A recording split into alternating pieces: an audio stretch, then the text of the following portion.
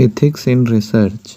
Research यानी अनुसंधान में नैतिकता को कैसे लाया जा सकता है, उसके कुछ पॉइंट्स यहाँ पे लिखे गए हैं, आप लोग उसको देख सकते हैं। पहला है ईमानदारी, यानी कि आपका जो शोध कार्य है उसमें जो जो आपने शोध विधियों का प्रयोग किया है, जो आपका शोध का परिणाम आया है, जो भी आपने रिसर्च के डेटा कलेक्ट किए हैं, उसको ऑनेस्टी के साथ, ईमानदारी के साथ पब्लिश करना, कोई गलत आंकड़े ना देना, ये आपके शोध को नैतिक बनाएगा।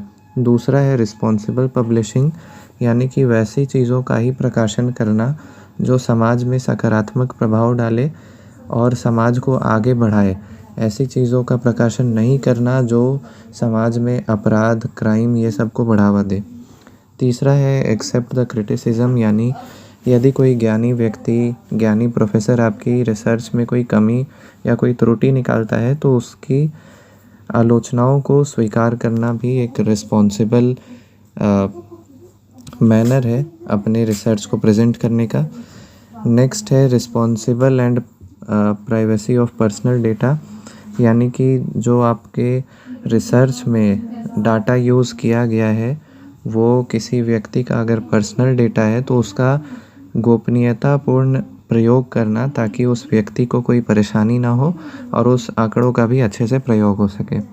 पांचवा है एब्सेंस ऑफ डिस्क्रिमिनेशन, भेदभाव का अभाव, यानी कि आपके रिसर्च मेथड में किसी धर्म, जाति या फिर कोई जाति प्रजाति को लेके कोई भेदभाव नहीं होना चाहिए। छठा है respect of law and social norms, ये पॉइंट आपके इथिक्स, ये आप पॉइंट आपके रिसर्च को और इथिकल बनाता है, क्योंकि आप कानून और सामाजिक मानदंडों का सम्मान करते हुए अपने इथिक्स को, अपने रिसर्च को पब्लिश कर रहे हैं। और सातवां हो जाएगा कंजर्वेशन ऑफ इन्वायरमेंट, यानी पर्यावरण का संरक्षण करते हुए अपनी शोध विधियों में इस तरह का प्रयोग करना कि पर्यावरण का संरक्षण हो, ये भी आपके रिसर्च को एथिकल बनाएगा। तो ये सब कुछ पॉइंट्स हैं जिससे आपका रिसर्च एथिकल हो सकता है। Thank you.